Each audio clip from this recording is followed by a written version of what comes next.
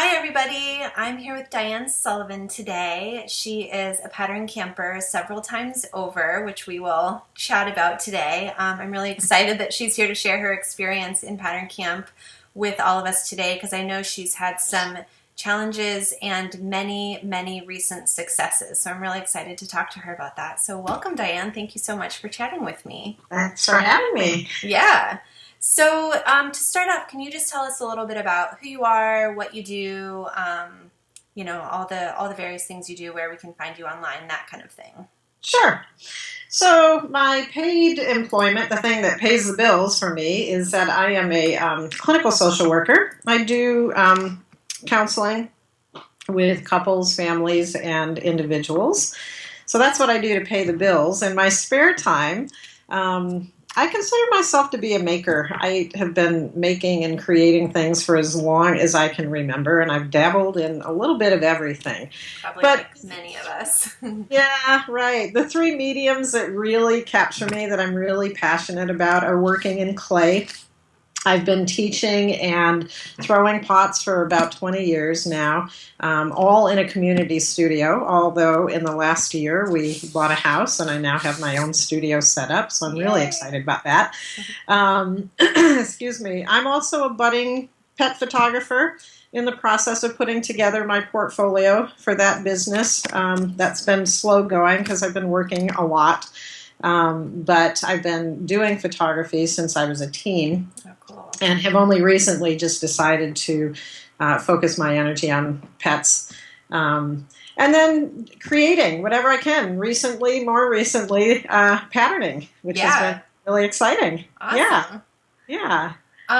Well, that just moves very beautifully into my next question, which is, why did you sign up for pattern camp in the first place as a pattern person? The work that you were doing was not necessarily digital based at all, pottery, photography, that, obviously involves the computer on some level. But what intrigued you about pattern camp? What made you sign up? Well, to give you a little bit of background, I started sewing when I was probably 7 or 8. I started making a lot of my own clothing. I was a 4-H kid, so I did a lot of sewing. I loved it. I loved fabric.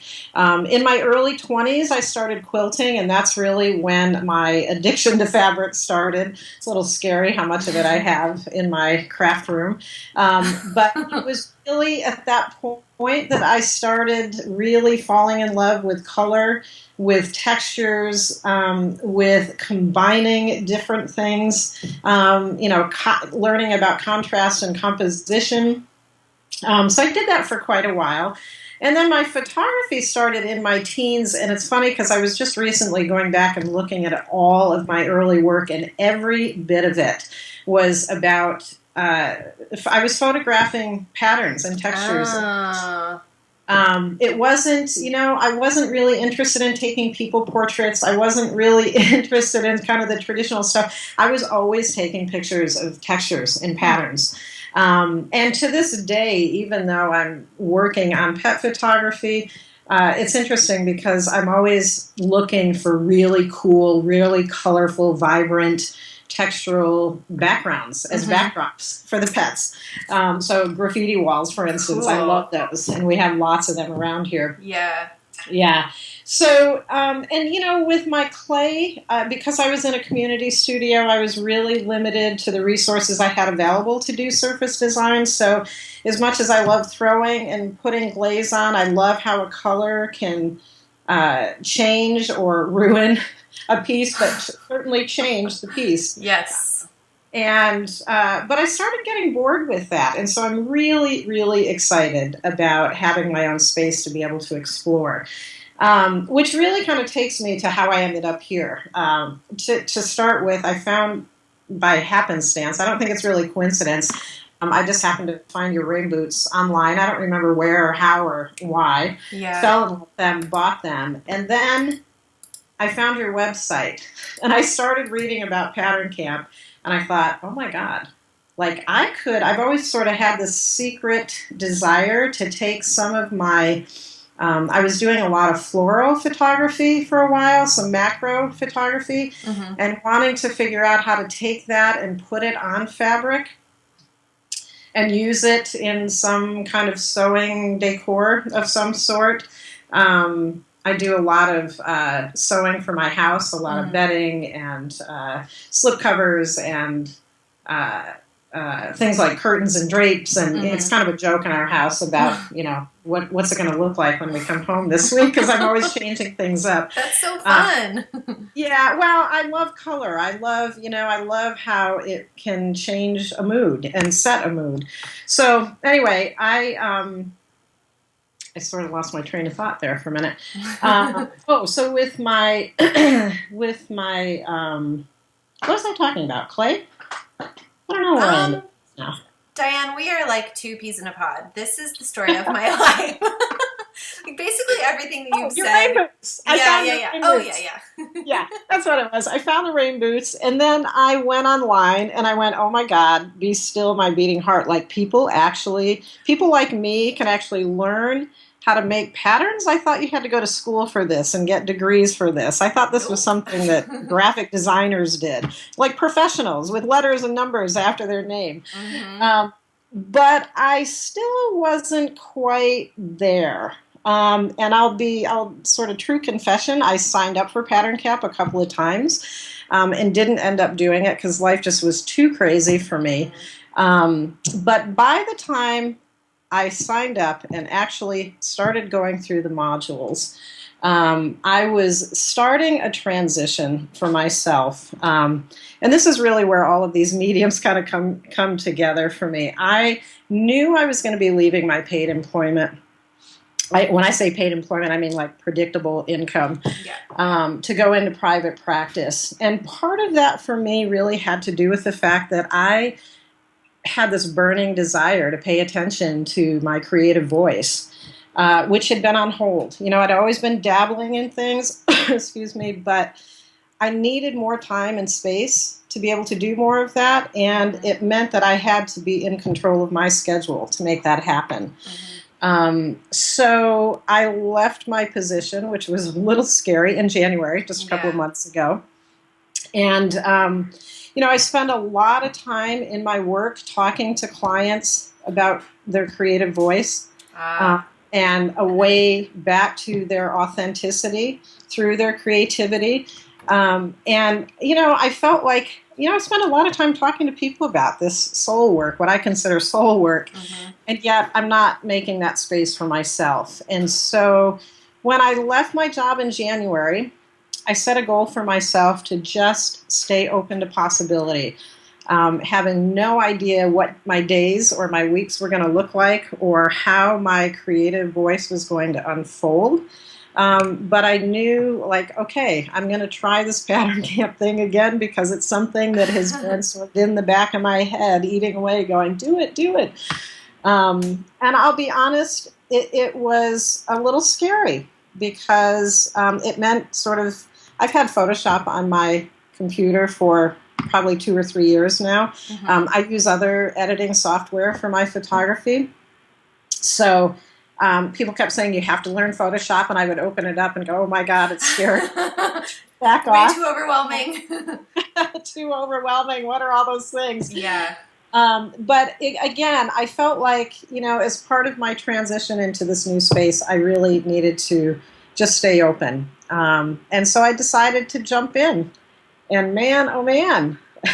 Here you are now, pattern designer. I came in with a simple desire to make a piece of fabric, to design a pattern and make a piece of fabric. And now I'm hooked. I got to say I'm hooked. That's so awesome. And I think that's so important because, I feel like a lot of people may look at this type of work or this course in particular and think, well, I don't want to be a pattern designer for a living. I don't want to exhibit at a trade show or, I don't want to license my work. So this kind of work is not for me because I just want to, make some fabric that I can make into some pillows for my own house, or I just want to learn how to make a background for my website or my blog or something like that, just to make it look a lot prettier. Which is a totally valid reason to do something that your heart is telling you it wants to do. It's so important to listen to that creative voice, whether it's for wanting to transition into a new career, or just to do something for fun on the side, or, whatever the reason is. Yeah. Yeah. Yep. Yeah. I certainly did not come into this thinking, oh, I've got another career I'm moving toward. Yeah. It really was simply just to come in and learn how to do one pattern and put that on a piece of fabric. That was it. And, I think the lovely thing about that for me is that it gave me creative license to do, and continues to give me creative license to do whatever the heck I want to do. Yeah. I don't have to follow trends. I don't have to know what's happening out there in the world. I just get to do my own thing. Totally, it's just for fun. Oh my gosh, I love that. Yeah. So tell us about some of the challenges that you have run into. Well, I will start with, I have many. I will start with, the biggest stumbling block for me really was myself. When you said, okay, we're going to do some sketches, I went, oh my God, I don't draw. I used to spend time in staff meetings drawing lines and shapes. But it never occurred to me I could take those shapes and create a pattern with them. Oh my God, that's like the magic of pattern design. Right. I thought I had to draw something that resembled something, that looked like something, like a teapot or a teacup. So for me, my first thought was, oh my God, I don't know how to draw. But let me take some of those ideas, some of those textures and things that I was finding outside with my camera, and use those shapes and those forms and try to come up with something there. The next was just the language of technology, right? I did not grow up with computers, and I don't use them a lot in the work that I do. So, with my clay, I get about as computerized as pushing some buttons to start my kiln. But aside from that, I have to learn the medium that I'm working with, so I have to learn about clay and how glaze and how those two things work together or complement one another or don't. And the same with fabric, but I had to really sort of reframe how I was thinking about Photoshop and Illustrator as the medium, for getting me to where I wanted to go, and be a little less threatened by them. But it really was, I think the biggest stumbling block for me was my own self-critic. Yeah. Oh my God, this is really fast-paced. I can't keep up. The dog is barking. I can't miss a second. I'm going to miss something. Yeah. And just the constant chatter in my head, which I had to just step back and say, wait a minute, there's a learning curve here. This is all brand new to me. Yeah. And why do I think I'm going to get this overnight? Yeah, that's so funny, because I feel like the older we get, the more, maybe I'm making a broad sweeping generalization. I know that this is how it is for me, and I think it's how it is for you too, where, we just expect, okay, I'm taking this course, I'm going to be able to pick it up like that, I'm going to be a pro, check that off the list. Yeah. That's just not realistic. And one of my favorite... because we've had a lot of interaction over the past few months, working through issues that have come up and things. And I've just loved how you've been laughing at yourself the whole time. That's just such a wonderful way. Rather than getting, angry or annoyed or defeated or making a whole bunch of drama around it, you've just been oh my God, this is so hilarious. I don't know what I'm doing. This is so funny. I just think that's such a brilliant way to approach, life really in general. Yeah, I will tell you what I liken this experience to a lot. So about 15 years ago, one of my colleagues, challenged me to run a marathon. Now, I am not a runner. I was not a runner. I hike, I bike, I kayak. But running for 26 miles, I looked at him and I said, you are out of your mind. Why would I do this? And he kept saying, anybody can run a marathon. You just have to train, and you just need the tools, and you can do this. And of course, I'm a little bit of a stubborn, bullheaded Irish girl, and I'm also curious. I like to learn new things. Yeah. And so, the truth is, I did the marathon. I finished it in one piece. But my biggest stumbling block was myself, right? Like I would go, for 10 months I trained, I followed these programs. Again, I was sort of learning the medium. I had to learn how to fuel my body to be able to go out for those long runs. And I'd come home from the long run and go, oh my God, I just ran 10 miles, which would motivate me to do it again, right? And then do the next long run the following Sunday. But my point is that I didn't think I could do it. I was telling myself all kinds of crazy stuff in my head about why I couldn't do it. And each time I would learn something new about myself. Each time I would learn like, oh, right, you can do this if you do this, this, and this. Yeah. You put these things in place. You can do this. And what's the worst case scenario? You start over. Right? So I sort of liken it to that. I mean, I would, I'm sorry, I will never forget this. The time I was stumbling with something and you said, send me a screenshot. And I went, gulp.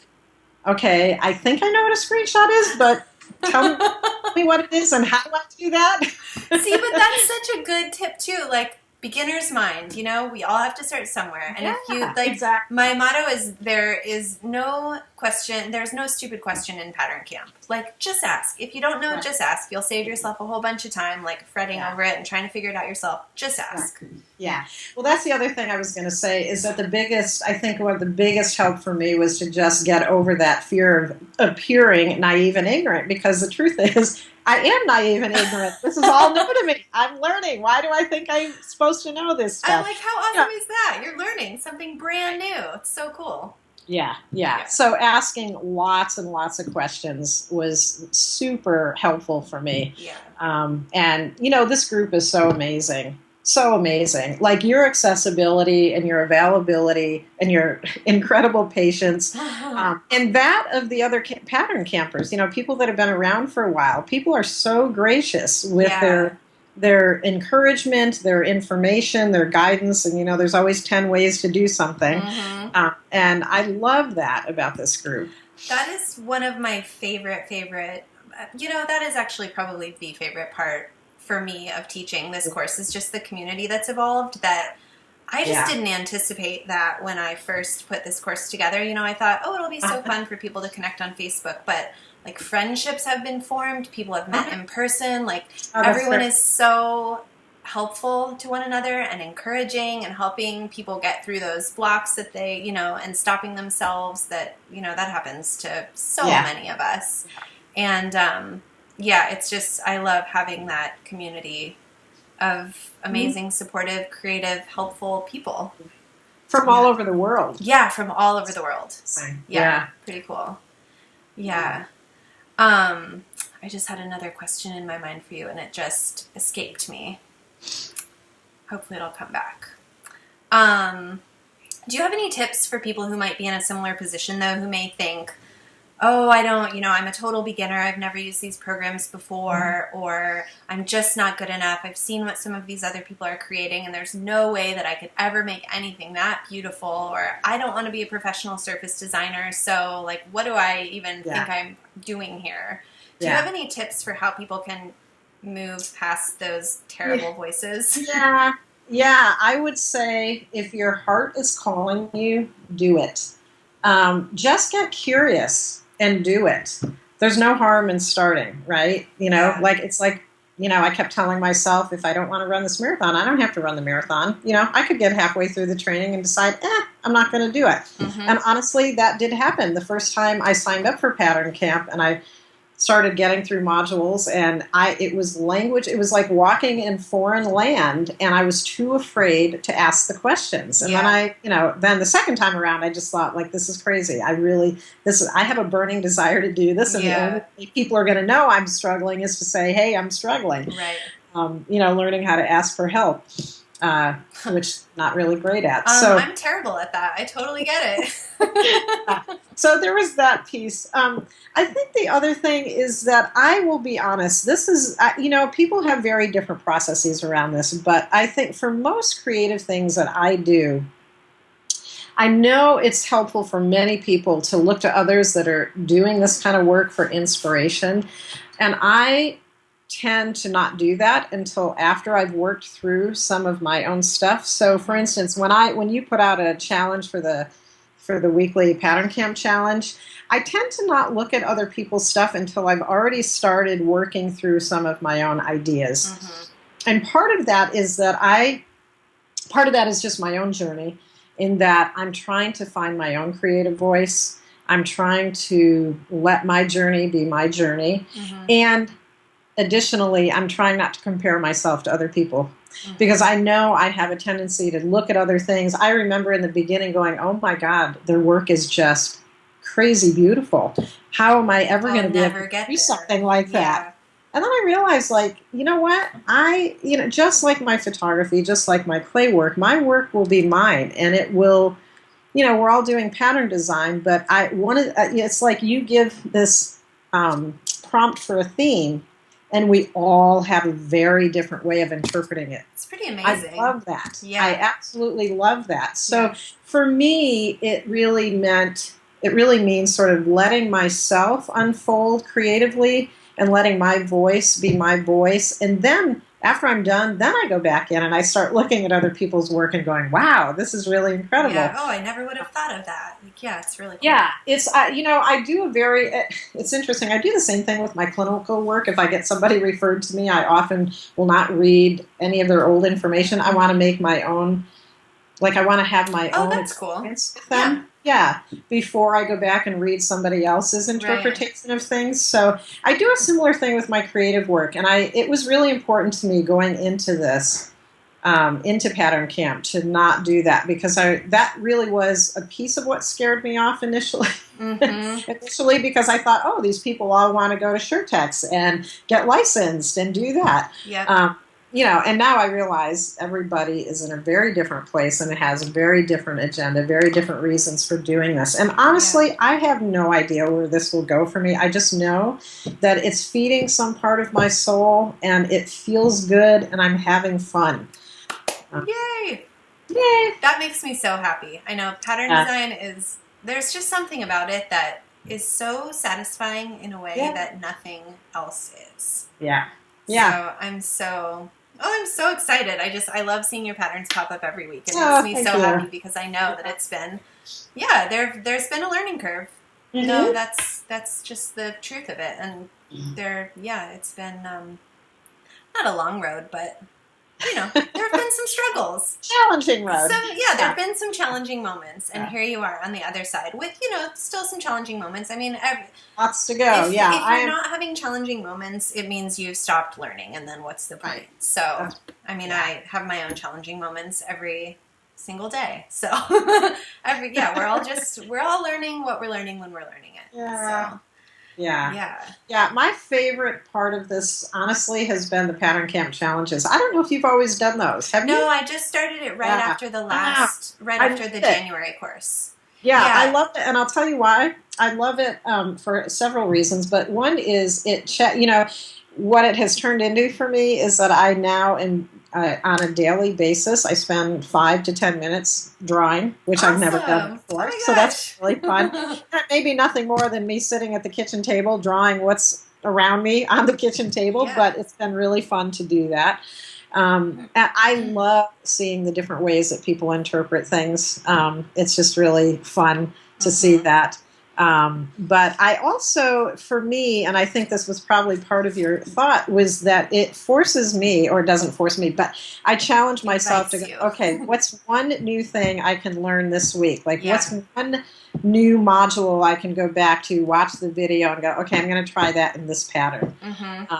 So it keeps me accountable for continuing to improve each week instead of I could still do a simple repeat every week, but I like the idea of taking it as an opportunity to learn something new every week. Totally. I love knowing that because that was absolutely my intention. And also it was my intention to just give everyone some, I feel like it's really easy to get stuck in a rut of I know how to make a floral pattern. Right. I've made a floral pattern in all these different ways now, and I'm good at it, and I can do it, and I know that I can make it look pretty, so I'm just going to keep doing that. Right. But making a a robot pattern? No, absolutely not. So it's just a fun way to be like, okay, let's see what happens. Yeah, I'm just laughing because every week something, I'm like, oh God, what's she going to put out there now? Oh God. And then I go, okay, think about it for a while. Just digest it, sit on it, and then I'm always surprised at what I come up with. I'm just like these Russian nesting dolls. I didn't even know what they were. I had to Google them. I've seen those before. Yep. But yeah, I think the big surprise for me is always what I end up with. So that's been a really fun part of this. The magic of pattern design. I feel like what you said a few minutes ago about how you are spending 5 to 10 minutes every day just drawing whatever, is on your kitchen table or just whatever. I feel like that's a really key point too, is that this doesn't have to take a lot of time or effort. Like you can actually allow it to be easy. And there's something really magical about taking a quick sketch that you did in your sketchbook or a little group of sketches and bringing them into the computer and coloring them and turning them into something that's completely different that you probably couldn't have even imagined before you started. It's like magic. It's like magic to me. Yeah, I took these little doodles and put them in the computer. One of the first weeks, I was just playing around, and I just was dancing with excitement. I was like, look at these things. These are so cool. I totally know the feeling, and I've been doing this for years and years now, and I still get that feeling pretty much every time I make a pattern. I'm like, look at it. It's so cool. I know. My partner's like, what? Yeah, I know. I can't see this. Yeah. It's like, okay, it's another pattern. But you don't understand. Right. Yeah. But we understand. The pattern campers understand. So there's, a whole community of people who totally understand. Yeah, I love that. Awesome. Well, thank you so much for sharing some of your experiences with me and with us today.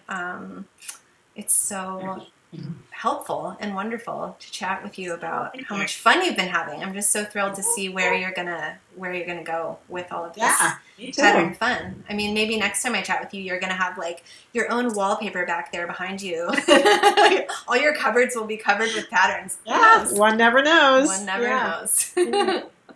All right. Well, thank you so much, and thank you. We'll see you in the Facebook group. All right. Thanks, Jess. Thanks.